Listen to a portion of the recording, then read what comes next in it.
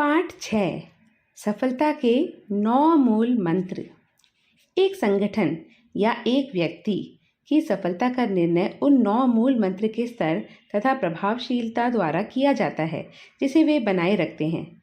वे 9 मूल मंत्र लोग तथा संगठन दोनों की नियति का फैसला तथा रचना करते हैं। संगठनात्मक विफलता तथा सक्रिय उपायों पर मेरे शोध के अनुसार संगठनात्मक विफलताओं के 93 मामलों का विश्लेषण किया गया।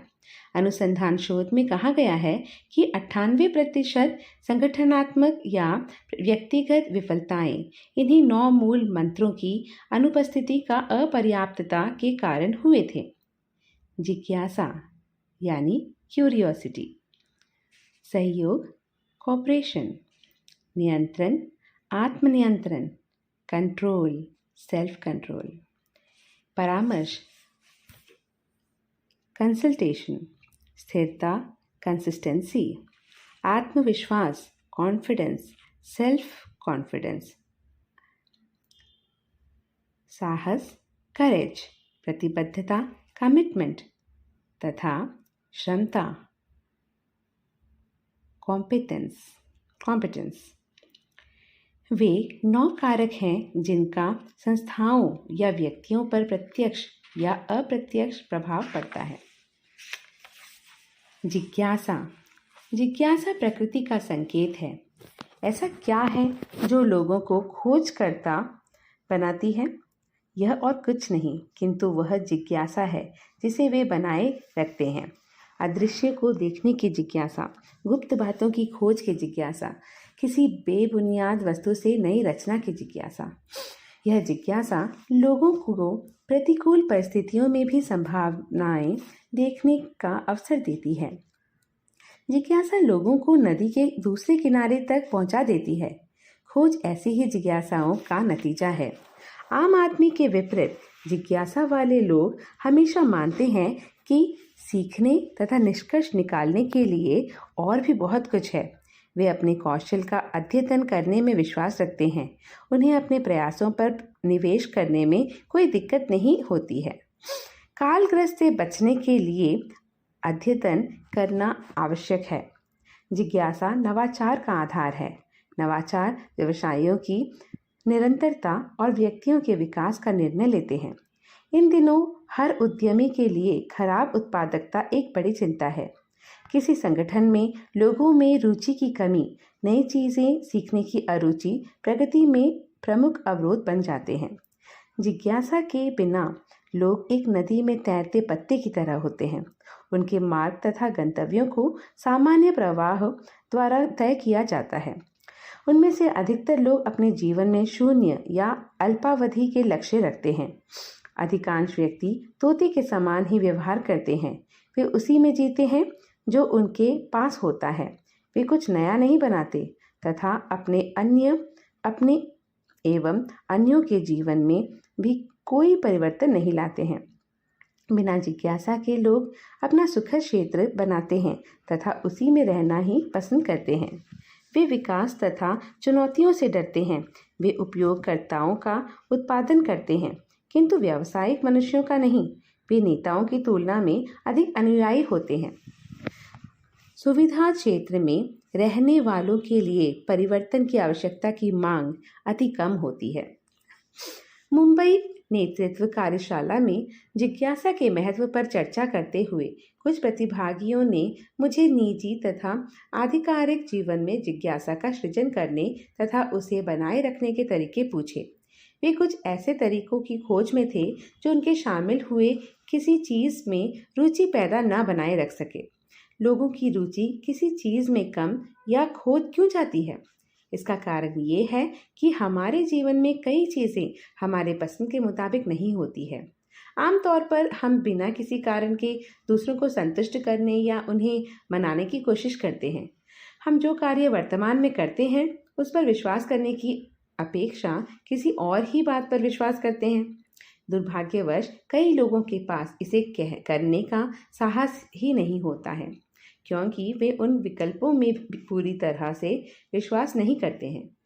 हमारे द्वारा बनाए गए कई विकल्पों की उपलब्धता तथा प्राथमिकताएं ही एक ही पहलू में रुचि की कमी का प्रमुख कारण है। जब कई आवाज़ें आसपास हो तो हम कैसे किसी ध्वनि पर ध्यान दे सकते हैं? हम कुछ विशिष्ट बातों पर ध्यान केंद्रित कैसे कर सकते हैं जब कई प्राथमिकताएं हमें प्रभावित कर रहे होते हैं? ऐसा करना व्यावहारिक रूप से कठिन हो या असंभव है। हम कैसे अपने कार्यों में रुचि का निर्माण करते हैं तथा उसे बनाए रखते हैं? हमें यह जांचना होगा कि हम जो कार्य कर रहे हैं वह हमारी पसंद का है या नहीं। कई लोग उसे दूसरों को संतुष्ट करने के लिए करते हैं। हम कितनी देर तक दूसरों को संतुष्ट कर सकते हैं? हर किसी के अंतहीन ज़रूरतों को पूरा करना असंभव है, चाहे दूसरों के लिए कितना भी आकर्षक हो। किसी को इसकी स्थिति या स्वभाव के स्तर की आवश्यकता के बारे में चिंता करने की आवश्यकता नहीं है। जब सहिष्णुता समझौता बनने लगती है तब हमें उसे छोड़ देने का साहस होना चाहिए। साथ निभाने का सबसे अच्छा तरीका है साथ चलें। यदि हम साथ नहीं चल सकते तो बेहतर है उससे दूर चले जाना। अज्ञात कुछ बातों को यूं ही छोड़ देने से हमें मानसिक तनाव से राहत मिल जाती है। यह हमारे पंखों से वजन हटाता है तथा हमें उच्च उड़ान भरने में सक्षम बनाता है। यह हमें मुक्त होने की स्वतंत्रता देता है। इस बात से कोई फर्क नहीं पड़ता कि यह दोनों के लिए कितना दर्दनाक है। यह लंबे समय में नियोक्ता तथा कर्मचारी दोनों को मदद करेगा। हर किसी को अपनी रुचि अनुसार ही काम का चयन करना चाहिए और अपनी सफलता में विश्वास रखना चाहिए। अपने करियर या संबंधों पर संदेह करने से बचें। संदिग्ध दिमाग हमेशा संगठनों को दोषी ठहराने का और अलग होने के कारणों की खोज करते रहते हैं और वे कभी भी सफलता को वास्तविक नहीं बनाते हैं। संदेह करना डर का एक व्यक्त रूप है, विफलता का डर।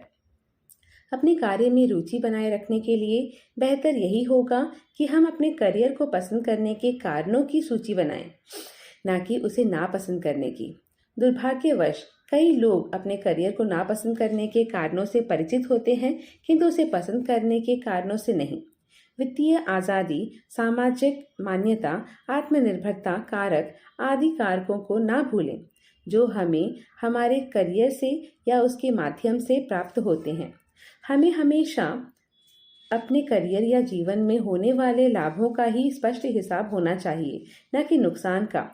क्योंकि जब हम अपने जीवन में होने वाले हर लाभ पर ध्यान देंगे तो यह हमें अधिक आत्मविश्वास जगाएगा तथा धीरे धीरे हम अपनी क्षमताओं पर विश्वास करने लगेंगे।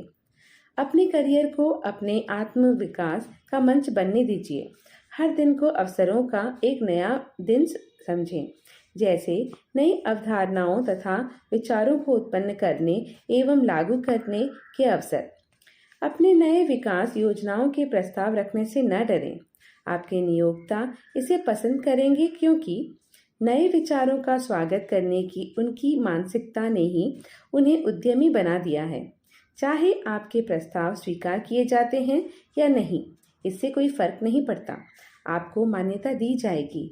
आज या कल आपको अवसर जरूर मिलेंगे क्योंकि आप एक योजनाकार हैं। योजनाएं प्राणियों की तुलना रचनाकारों की मानसिकता को प्राप्त करने में मदद करती हैं।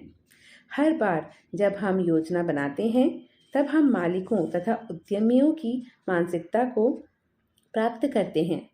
हम और अधिक रचनात्मक और मेहनती बन जाते हैं। तब हम विशिष्टता को अपनाते हैं तथा यह विशिष्टता हमें सफल बनाती है।